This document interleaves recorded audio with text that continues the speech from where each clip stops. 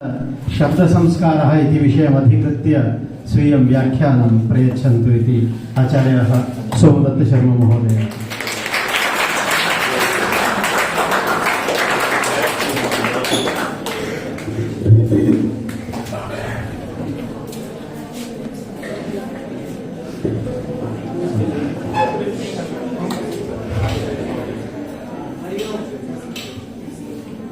अधिमंचम विराजमानाः ज्येष्ठाः गुरुवर्याः,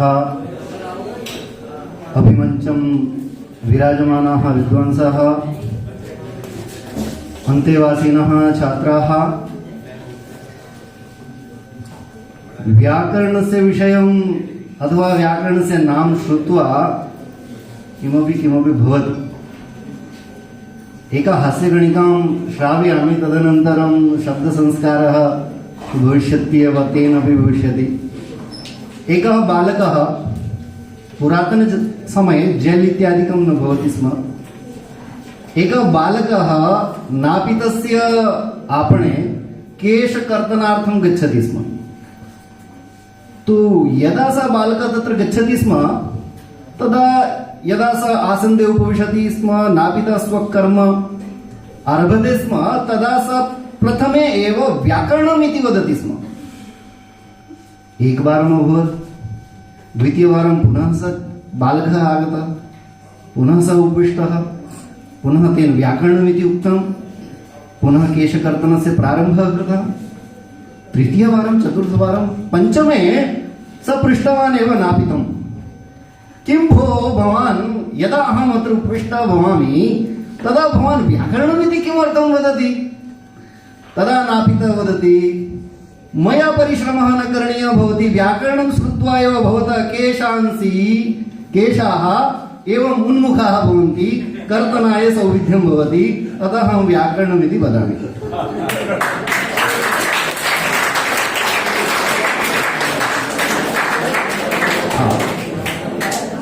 तो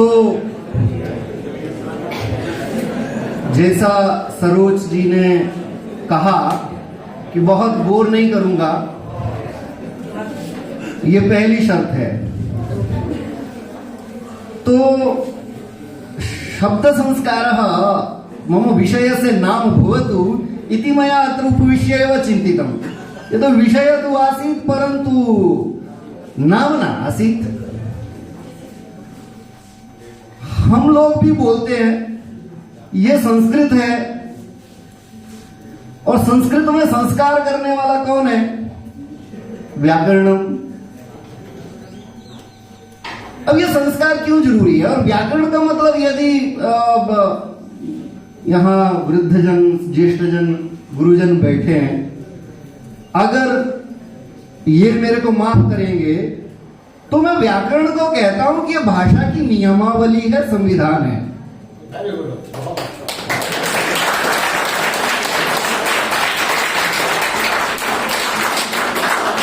और कुछ लोगों को संविधान, नियम ये अच्छे नहीं लगते हैं। वो मुक्त रहना चाहते हैं। मुक्त तो जैसे भगवान ने बनाया वैसे रहना चाहिए, स्वतंत्र। भगवान ने तो हमें भाषा भी नहीं सिखाई थी, भगवान ने तो हमारे को कपड़े भी नहीं पहनाए थे। तो वो लोग क्या चाहते हैं कि हम आज भी पशु पक्षियों की तरह चीं पूं करते? भाषा बना दी, उसका संविधान बना दिया, गलती की क्या? बहुत सारे लोग पाणिनि, क्योंकि मैं एक वैयाकरण हूं, और जैसा कि सभी लोग पहले बोलते गए कि हमारे विषय के तो कम है, भगवान की दया से ऐसा सब कुछ है। यहां बैठे बहुत सारे वैयाकरण हैं, जानाति अधीतेवा। तो हम पाणिनि जी का अपमान नहीं सहन कर सकते। बहुत सारे लोग बोलते भाषा को बांध दिया, पाणिनि जी ने संस्कृत का बेड़ा गर्क कर दिया। अगर पाणिनि जी नहीं होते तो संस्कृत का विकास हो जाता, पता नहीं क्या हो जाती। ऐसा हम सहन नहीं कर सकते। क्यों? क्योंकि हम संस्कार वाले आदमी हैं। भगवान ने जैसे हमें नंगा बनाया, हम इस दुनिया से नंगा नहीं जाना चाहते, इस दुनिया में तो नंगा नहीं रहना चाहते हैं।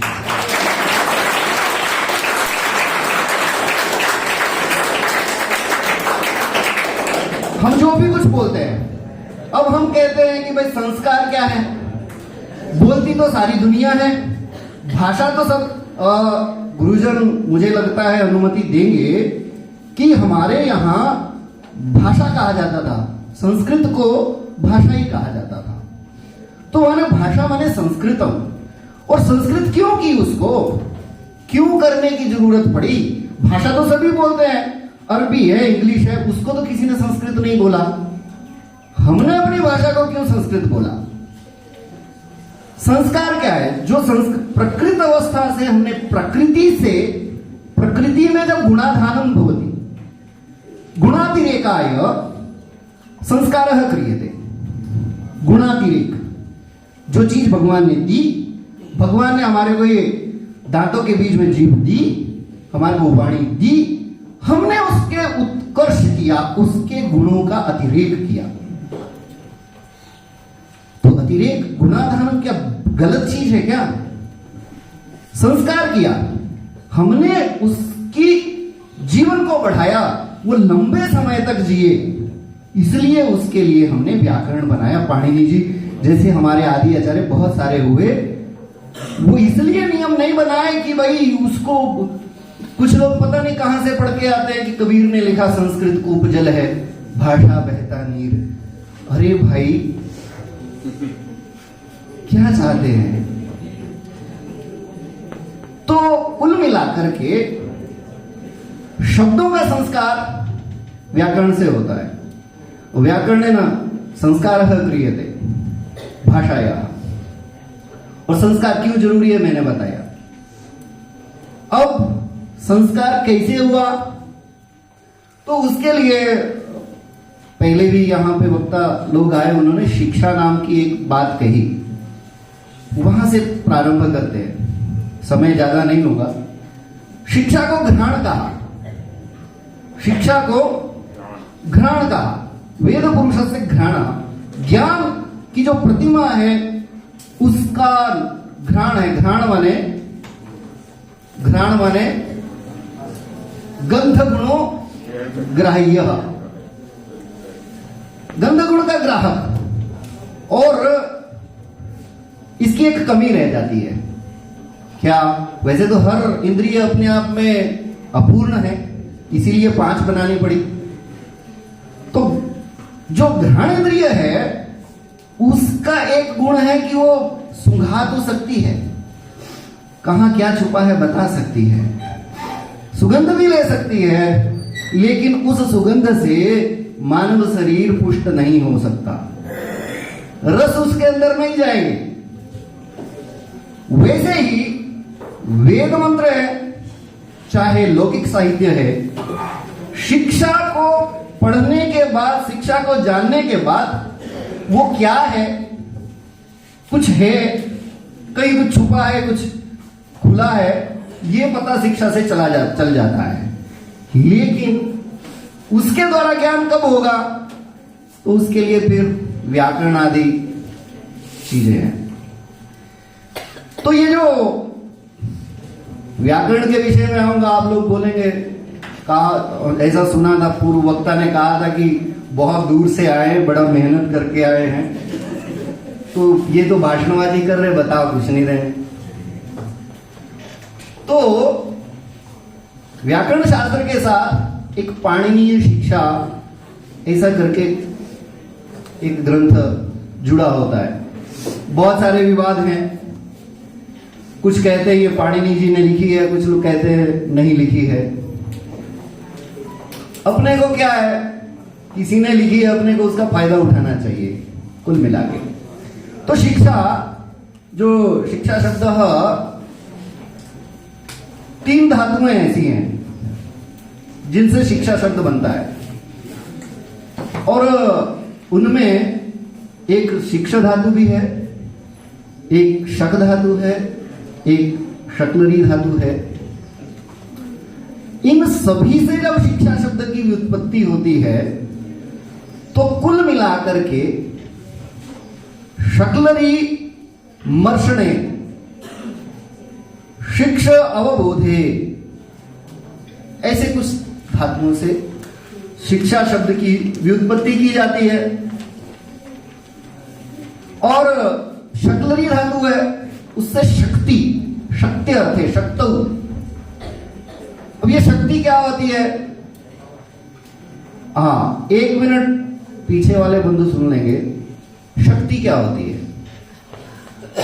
सामान्य शक्ति की बात नहीं कर रहे हैं हम लोग। शास्त्र में शक्ति अर्थात घट शब्द घट अर्थम एवं व्यक्ति करोति, पट अर्थम न व्यक्ति करोति।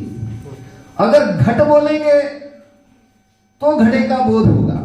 यदि उस घ का उच्चारण में ग कर दूं, ख कर दूं अथवा क कर दूं तो फिर वो घट उस अर्थ में शक्त नहीं होगा। तो अर्थ, शब्द की शक्ति क्या होती है? शब्द का सामर्थ्य उस अर्थ को बताने में जिस अर्थ के लिए ये प्रयोग होता है। तो इसीलिए शिक्षा शकलरी धातु से व्युत्पत्ति हुई, क्योंकि यदि व्यक्ति ने शिक्षा ग्रंथ ठीक से नहीं पढ़ा होगा तो फिर वो जो लिखा होगा वो कुछ लिखा और होगा, वो पढ़ कुछ और लेगा और समझने वाला कुछ और समझ लेगा। तो इसलिए शक्ति के लिए जो है वो आवश्यक है क्या? शिक्षा ग्रंथ। और बहुत जरूरी है। हम लोग अपनी भाषा, अपने शास्त्रों को आगे की पीढ़ी तक ले जाने के लिए कहते हैं, और क्योंकि सब लोग कहते हैं कि हिंदी बेटी है, नानी है, कोई ऐसी बातें कहते हैं। तो जब नानी ही नहीं होगी तो फिर बेटी का क्या होगा? शिक्षा से कैसे भाषा बिगड़ती है? हो सकता है मेरे बोलने में भी कुछ त्रुटियां हो रही हो, क्योंकि कुछ क्षेत्रीय दोष हैं, वो रह ही जाते। कोशिश करता हूं, प्रयत्न करता हूं कि वो ना आए। तो देखिए, एक तो है क्षेत्र की वजह से दोष आना, उसके लिए बहुत प्रयत्न करना है, उसके लिए हम किसी को दोष भी नहीं दे सकते हैं, थोड़ी उसको हम छोड़ सकते हैं। लेकिन कुछ जो है, कुछ दोष शिक्षा ग्रंथों के अध्ययन के अभाव में क्या हो रहा है? हमारे यहां हिंदी और संस्कृत वर्णमाला में एक, दोनों भाषाओं में होने वाला एक वर्ण है ण। शिक्षा का मतलब क्या है? वर्णोच्चारण विधि, किस वर्ण को कैसे उच्चारण करना है वो शिक्षा होती है हमारे यहां। तो हमारे यहां एक शब्द वर्ण है ण, ण वर्ण है। अब हुआ क्या कि हम तो, पाश्चात्यों ने हमें बताया कि आपके पूर्वज ये थे, वो थे, माने अब बहुत सारी बातें वो सबके सामने नहीं कहते थे, क्या क्या। और धीरे धीरे हमने मानना शुरू कर दिया। और फिर अंग्रेजी, मैं किसी भाषा की निंदा करने के लिए नहीं बैठा हूं, सिर्फ मैं अपने शिक्षा के जो ग्रंथ है उनका महत्व बताने के लिए यहां खड़ा हूं। अंग्रेजी वाले मुझे क्षमा करेंगे। वहां एक, हमारे यहां एक ण है, वहां ण नहीं है। अब हमारे यहां एक रणजित है।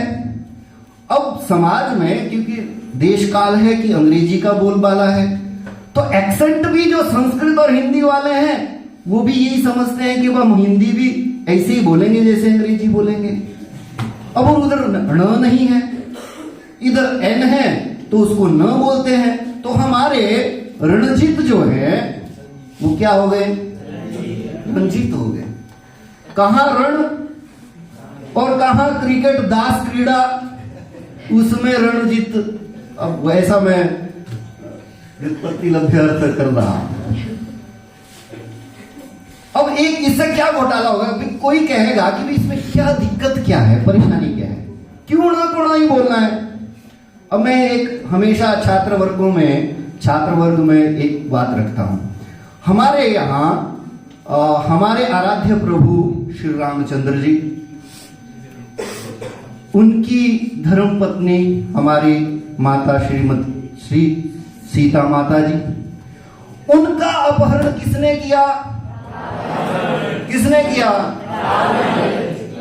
प्रयत्न पूर्वक भी रावण नहीं बोल पा रहे हैं। और रावण, अच्छा 50-60 साल तक ऐसे ही हमारे जैसे ही पैदा होंगे, वो रावण ही बोलेंगे, और लिखने वाला भी क्या लिखेगा? रावण लिखेगा। और फिर वहां मेरे जैसा फिल्मी आदमी भी होगा जिसने फिल्में देखी होगी, वो पूछेगा कि भाई बताओ सीता माता का हरण किसने किया? वो कहेगा रावण ने किया जी। फिर मैं बोलूंगा अच्छा रावण, रावण तो शाहरुख खान की एक पिक्चर थी, उसका नाम था तो सीता। और आगे 100 साल के बाद संदेश किया जाएगा सीता माता का अपहरण किसने किया? ऐसा नहीं किया उसने, ऐसा।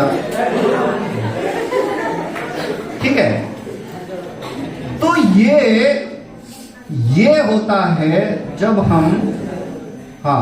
हम शब्दों की जो हमारी संस्कार पद्धति है उससे जब हम हट जाते हैं ना, तो ऐसे अब और कुछ भी हो सकता है भाई, कौन किसको रोके। तो मेरी बातचीत तो शिक्षा ग्रंथ के विषय में होनी है, तो शिक्षा ग्रंथ का एक आध श्लोक नहीं बोलूंगा तो फिर मुझे आराम भी नहीं आएगा, और संयोजक लोग भी बुरा मानेंगे कि भाई ऐसे ही गपशप करके चले। शिक्षा ग्रंथ में क्या है, जैसे मैंने बताया वर्णोच्चारण क्रमः शिक्षा, उसमें पाणिनीय शिक्षा में जो हम बोलते हैं ना, हम बोलते हैं, आप लोग भी बोलते, सब बोलते हैं, और कुछ लोग तो ऐसे बोलते हैं कि वो बोलते नहीं, उनका निकल आता है। मैंने बोला नहीं, मेरे से निकल गया। वो जो निकलने वाली बात है ना, वो देखिए वो प्रकृति है। और हमारे पूर्वज कहते हैं कि प्रकृति से कहां जाना? संस्कृति की ओर जाना। तो ये जो निकलता है ना, उसको कंट्रोल करना।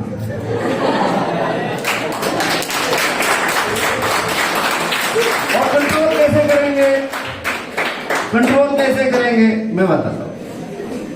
वो जो निकल रहा है ना, वो जहां से निकल रहा है उस निकलने की प्रक्रिया को जानना पड़ेगा। तो जब हम बोलते हैं, हमें तो लगता है कि ये लगभग 50 ग्राम की जीभ है, ये हिल गई, और लेकिन ऐसा नहीं है। पाणिनीय शिक्षा में देखो भाई, और मैं ऐसी बातें कर रहा हूं, फिर भी आप लोग शोर मचाएंगे तो मजा नहीं आएगा। तो वहां क्या कहा, ये जो हम बोल रहे हैं, मैं ये जो बोल रहा हूं, ये कैसे आता है? तो उसने कहा आत्मा समेत्य बुद्ध्या, आत्मा बुद्ध्य समेत्य अर्थान मनोयुक्ते विवक्षया स कायाग्निमाहन्ति स प्रेरयति मारुतम मारुतस्तुरसीचरन् मंद्रम जनयति स्वरम। अब इसको थोड़ी सी बात हम गंभीर बात कर लेते हैं। आत्मा जैसे हमने सुना ही होगा, तो यहां लिखा आत्मा बुद्धिया समेत्या। अब आत्मा, अब बुद्धिया में तृतीया विभक्ति है, व्याकरण वाला हूं तो ऐसी बातें नहीं करूंगा तो फिर सिद्ध नहीं होगा कि व्याकरण का हो। तो बुद्धिया में जो तृतीया विभक्ति है, और तृतीया विभक्ति सह के योग में होती है या फिर साधन के अर्थ में होती है। आत्मा बुद्धिया, आत्मा में प्रथमा विभक्ति। आत्मा यहां करता है ऐसा मैं नहीं बोल सकता हूं, क्योंकि दर्शन के लोग यहां बैठे होंगे, मुझे क्षमा नहीं करेंगे, मैं जानता हूं।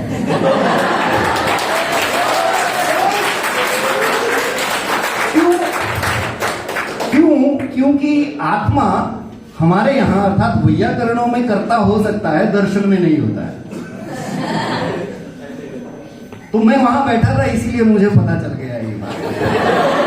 चलिए, तो मुद्दे पे आते हैं। आत्मा बुद्धिया तो अगर हम ये कहें कि आत्मा बुद्धि के साथ जाता है तो मामला गड़बड़ हो जाएगा। क्यों? फिर हमें बोलना पड़ता है कि आत्मा जाता है, तो आत्मा तो जा नहीं सकता, आत्मा तो कुछ नहीं कर सकता। तो फिर अब तृतीय विभक्ति का चिंतन करना पड़ेगा। जो बुद्धियां लिखा है ये क्या ये साधन के अर्थ में है या फिर ये सह के योग में है?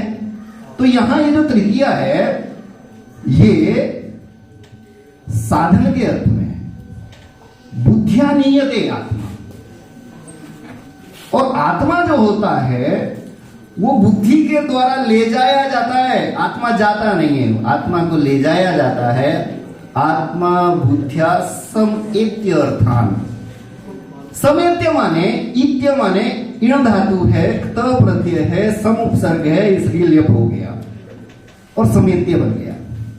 आत्मा बुद्धिया समेत्य माने पहुंचकर, सम इत्य इण गतु है।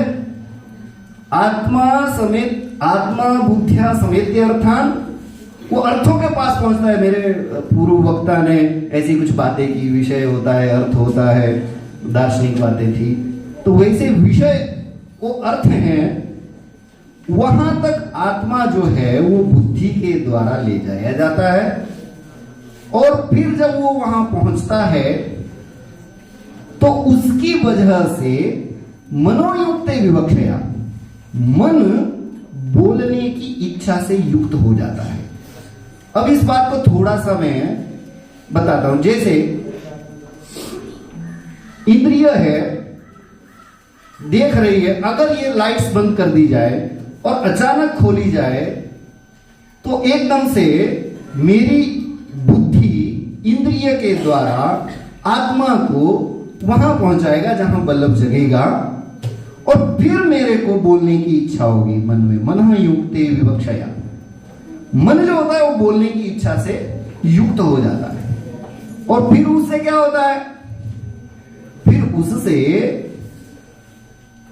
आत्मा बुद्धिया समेत्यर्थान मनोयुक्ते विवक्षया स कायाग्निवाहंति, फिर उससे शरीर की जो प्राणवायु है, काय अग्नि है, वो प्रेरित होती है, काय अग्नि प्रेरित होती है, और वो फिर वायु को प्रेरित करती है। आप लोगों ने सुना होगा, कुछ लोगों को हमारी भाषा में बोलते हैं, अब हमारी भाषा माने मैं बिलासपुर का रहने वाला हूं, जिला बिलासपुर हिमाचल प्रदेश। वहां पे कहते हैं कि इसको हवा का पटाखा लग गया। आप लोगों ने सुना होगा। नहीं, लड़कों की, युवाओं की बात नहीं है, वृद्धावस्था में लगता है। तो हवा का पटाखा जब लगता है तो क्या होता है? फिर वो बोल भी नहीं पाता है, बोल नहीं पाता वो। क्यों?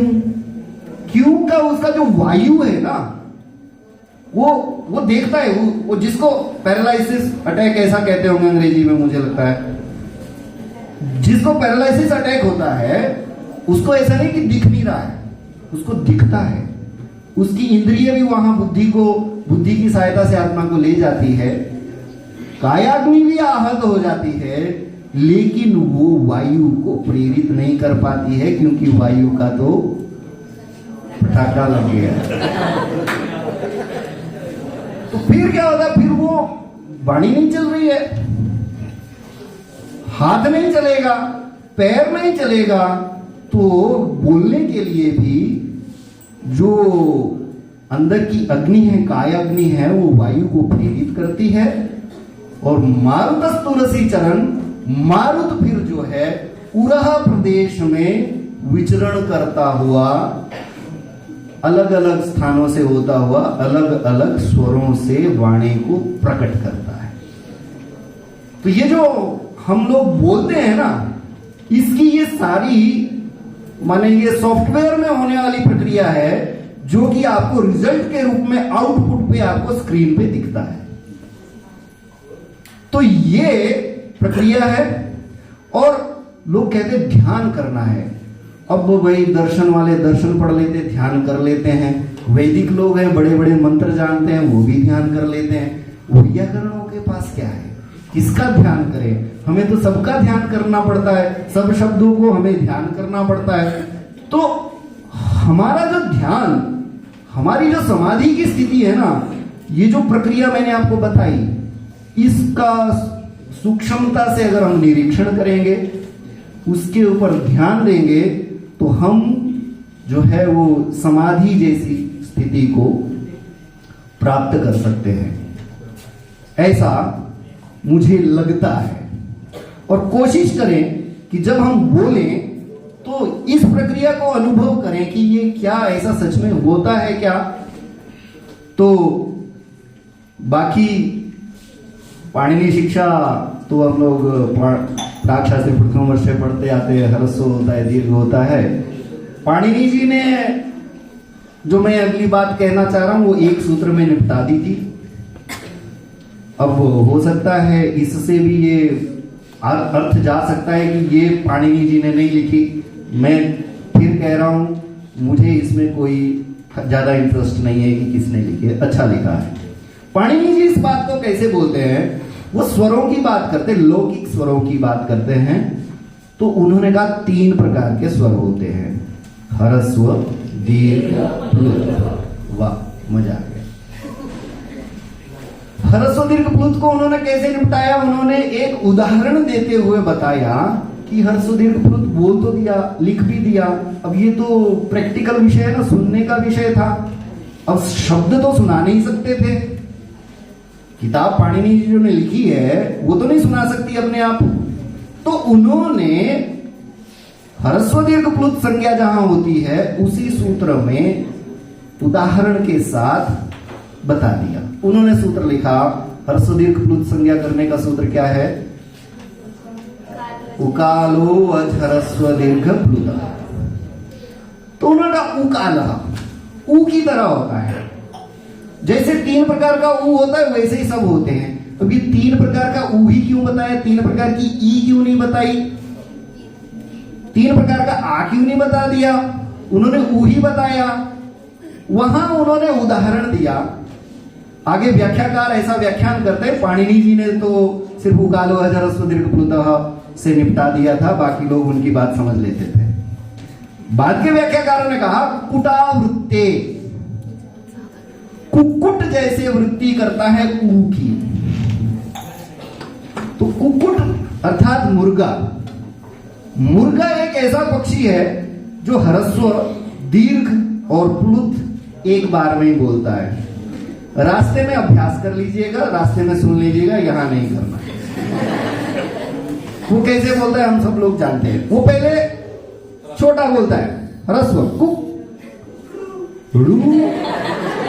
और कू, और कू जो होता है लंबा होता है। तो उकालो अज ह्रस्व दीर्घ प्लुत की बात है। अब मुकेश जी यहाँ है नहीं, मुझे लगता है संकेत करने और अच्छा यहाँ है तो समाप्त कर दूंगा। तो उन्होंने एक ही सूत्र में बता दिया कि ऊ जैसे वह व्याख्याकार आगे भट्टोजी दीक्षित और वरदराज जी दोनों ही इस तरह से लिखता है, वाम कालो इव कालः। वाम माने ऊ की तरह, जो बहुत सारे ऊ होते हैं उसकी तरह जो ह्रस्व दीर्घ प्लुत होते हैं वैसे स्वर होते हैं। तो ह्रस्व दीर्घ प्लुत की ये मैटर होता है। पाणिनि जी ने सूत्र के हिसाब से तो ऐसे समझाया। अब पाणिनि शिक्षा के बारे में एक छोटा सा श्लोक मैंने यहां लिख रखा है, मेरे सामने है। उसमें लिखा कि मैंने बताया मुर्गा ये तीनों बोलता है, लेकिन कुछ पक्षी ऐसे हैं, कुछ जीव ऐसे हैं जो भी स्वरों की बोध रखते हैं। उन्होंने कहा चाशस्तु वदते मात्रां, चाशः, चाशः अर्थात नीलकंठ पक्षी विशेषः, नीले नीले रंग का होता है, बहुत सुंदर सा पक्षी होता है, उसकी आवाज सुनना। देखो ऐसे ऋषि होते थे, ऐसे ही खोज होती थी। आप लोग जानते हैं, मैं न्यूटन की बात नहीं करूंगा, लीलावती ग्रंथ जिन्होंने लिखा है उन्होंने एक नारियल गिरते हुए देखा था, उन्होंने गुरुत्वाकर्षण का सिद्धांत दे दिया था। भाई साहब तब तक यहाँ शिव नहीं होते थे, लीलावती के जमाने की बात कर रहा हूं। चलो, तो कहा चाशस्तु वदते मात्रा, माने चाश अर्थात नीलकंठ एक मात्रिक बोलता है। एक मात्रिकम, एक मात्रिक को कौन सा बोलते हैं? ह्रस्व बोलते हैं, दीर्घ बोलते हैं, प्लुत बोलते हैं? ह्रस्व बोलते हैं। ठीक है, तो चाश अर्थात नीलकंठ एक मात्रा बोलता है। द्विमात्रम चैव वायसः, और वायस कौवा तो सबने सुना है ना, दो मात्रा बोलता है, दीर्घ बोलता है हमेशा ही, वो ह्रस्व नहीं बोलता, दीर्घ ही बोलता है। कहा चाशस्तु वदते मात्राम द्विमात्रम चैव वायसः शिखी मोर, रौति त्रिमात्रस्तु, मोर जो होता है ना वो त्रिमात्रक माने प्लुत बोलता है। और नकुलस्तु अर्थमात्र कहा, नेवला होता है, नेवला वो नेवला जो होता है ना ऐसी आवाज करता है, चिट चिट ऐसी आवाज करता है, सुनिएगा कभी। अब पांडे जी यहाँ बैठे हैं, ये कहेंगे ये लगता है कि पाणिनि जी के वंशज हैं, क्योंकि लोगों में ये बात कही सुनी जाती है, प्रसिद्ध है कि पाणिनि जी को शेर खा गया था। बोले कैसे? कहा वो शेर को पूछ रहे थे कि तुम बताओ प्लुत बोलते हो कि ह्रस्व बोलते हो, ऐसी कथा है। ठीक है, तो नकुलस्तु अर्धमात्र कहा, नेवला जो होता है वो अर्धमात्रा बोलता है। आप सब लोगों का समय का सदुपयोग दुरुपयोग ये आप लोगों के ऊपर निर्भर है। नया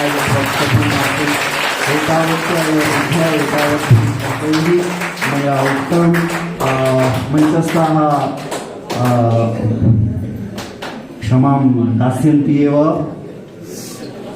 पुनः एकवारं महाविद्यालयस्थानां धन्यवादं व्यवहामि।